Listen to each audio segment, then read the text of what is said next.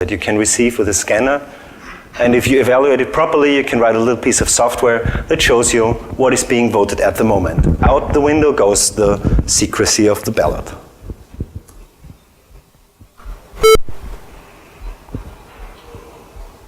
So here's a more or less proof, however possible it is to prove something in a video.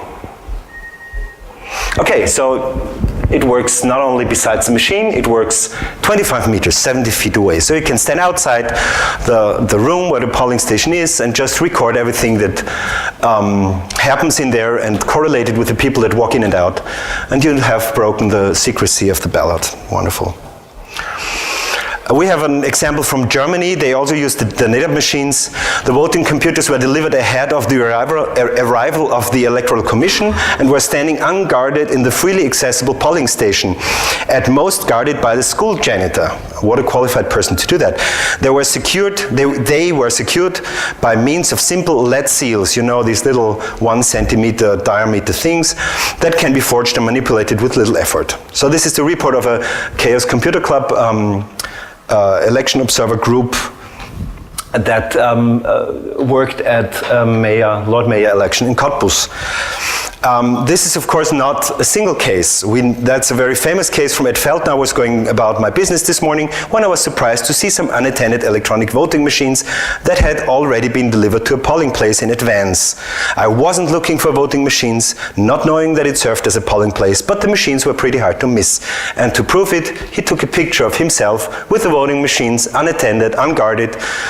If he was a malicious hacker, he could have had enough time, more than enough time, to rig the election, to fix anything, to do what he ever wanted. Now, we've moved from purely technical problems to the human side of the problem, that there is always another problem with security, and that is people are responsible for it. The interesting thing is that in a couple of thousand years of civilization, we've learned to cope with human error, but we've not yet learned to cope with machine insecurity coupled with human error. So that's a problem that is very, very dangerous. As Bruce Schneier says, amateurs tend to attack machines, professionals target people. Okay, a third point is that they promise more accessibility and simpler access, meaning that point came up after the 2000 election in the problems in Florida with the butterfly ballot and stuff like that. That the paper ballot system is, while we've used it for a couple of 100 years probably, still prone to error, and that you can build ballots in a way that influence the people who vote. We have a very famous example in Austria ourselves. There was an election whether to become part of Germany like 50, 60 years ago, and the yes was a very large circle and the no was a very small circle.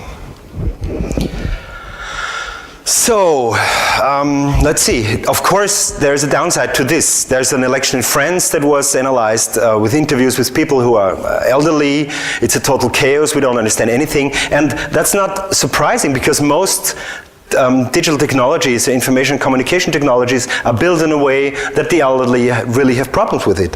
I have come here twice, and twice I've had to walk away without voting. It takes too long. Well, that's a funny problem, because potentially this could go much faster.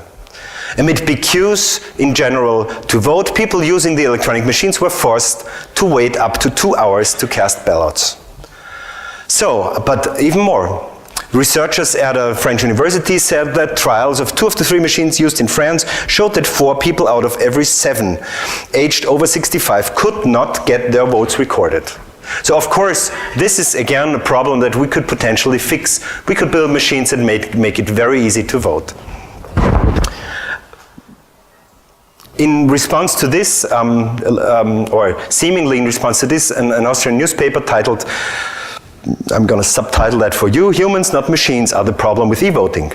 That's very interesting, because it says there in the little print that against all that is said, electronic voting systems have worked well during the US election.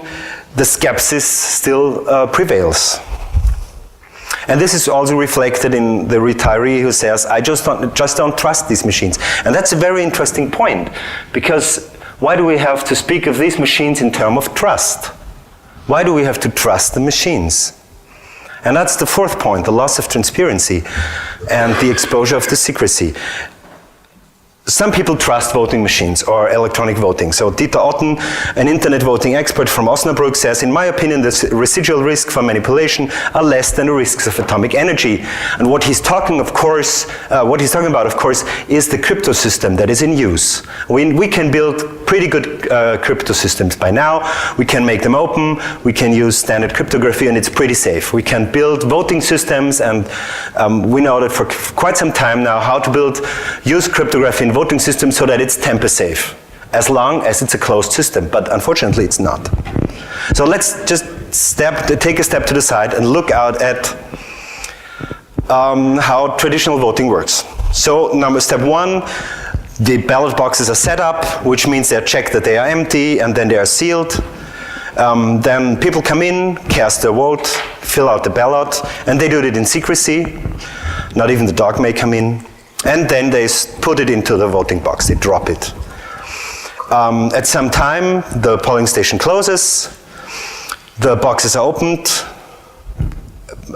Ideally, a lot of people are there to witness this, and the votes are counted. And when the votes are counted, somebody calls in the central offices and tells them the results of this polling station.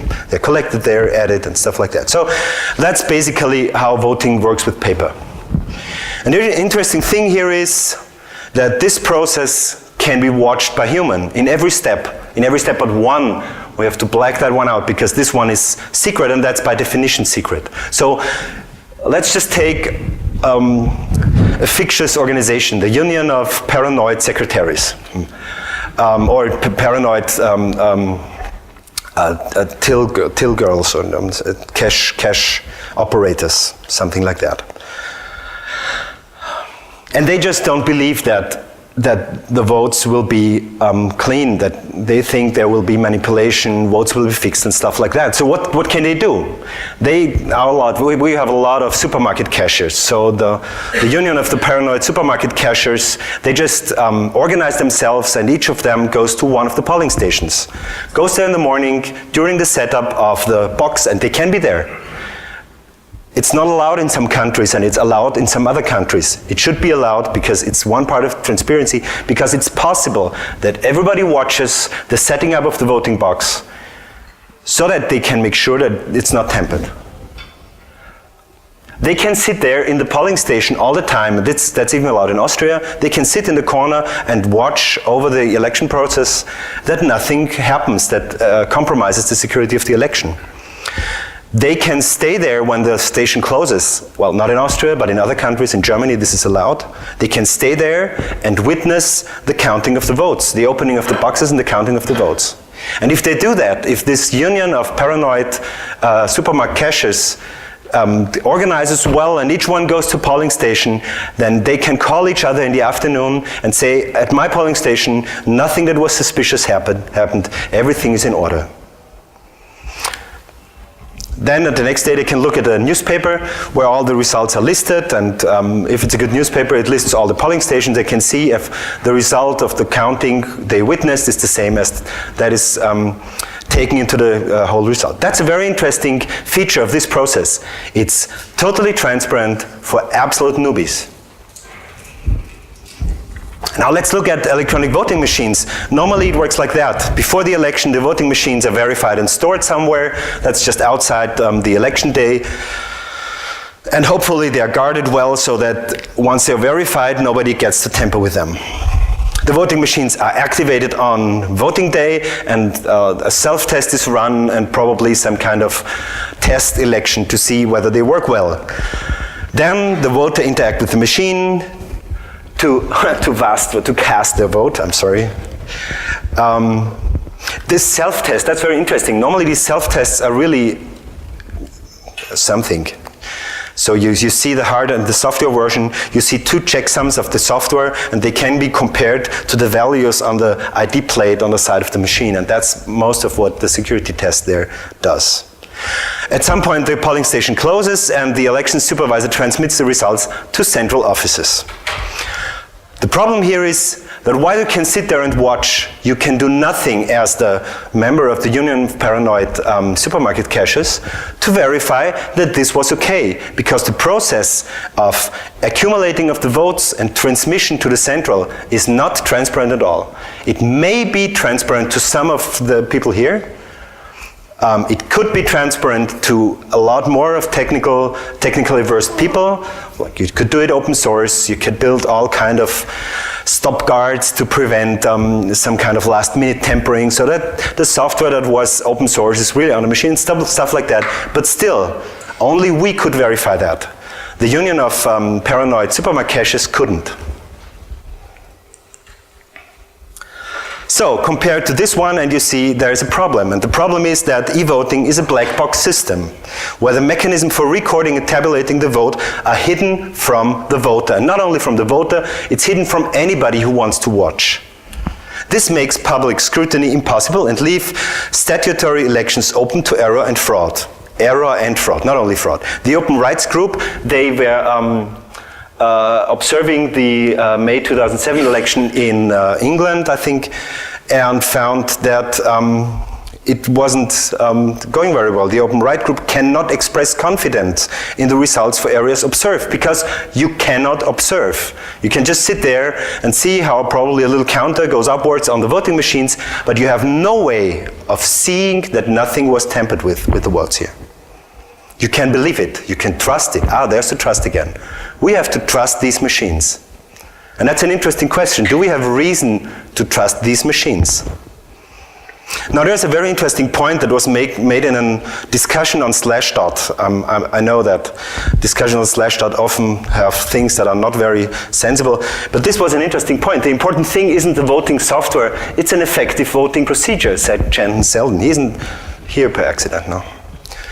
So the voting procedure that we use now, the paper ballot, relies on the fact that I, or anybody, the member of the Union of Paranoid Supermarket Cashiers, can audit the integrity of every step. More, it relies on the fact that everybody can audit the integrity of the step. Because we can do that, we don't have to do it.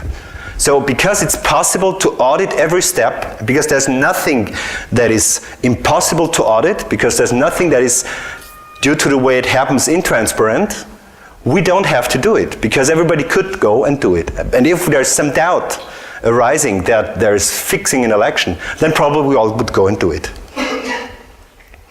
The result of the fact that with the votes, the presidential votes in the US in 2004, this wasn't the case. The electronic voting machines in a couple of states were really dubious. We now have rumors. We have rumors that this election was staged, that there was manipulation in this election, and that the person who is now president is really not the winner of this election. And these rumors don't go away. You can't make them go away, because there's no proof that it was otherwise. You have to.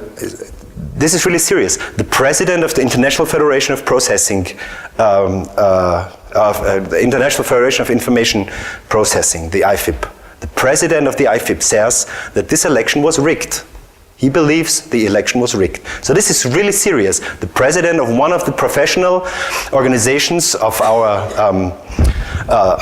business doesn't believe that the election in the US were carried out properly. And you can find a number of URLs to websites that explicitly show, demonstrate, prove, whatever, how the election was rigged in the slides, on the notes in the slides. Just to show how hard it is to disprove that. So, what is an effective voting procedure? An effective voting procedure makes fraud as hard as possible. And it allows the voter to go into, Steve Gibson uses that recently very often, TNO mode, the trust no one mode. So, if I trust no one, I want to verify everything by myself, so I go there and I want to look at everything. Electronic voting machines don't allow a trust no one mode. It allows me to verify that somebody else finds that this is okay, but I can't do it. So, just a couple of words on fraud. There are, in e-voting or in voting in general, there are two very distinct types of fraud. You have retail fraud and wholesale fraud. Retail fraud means you have to manipulate every vote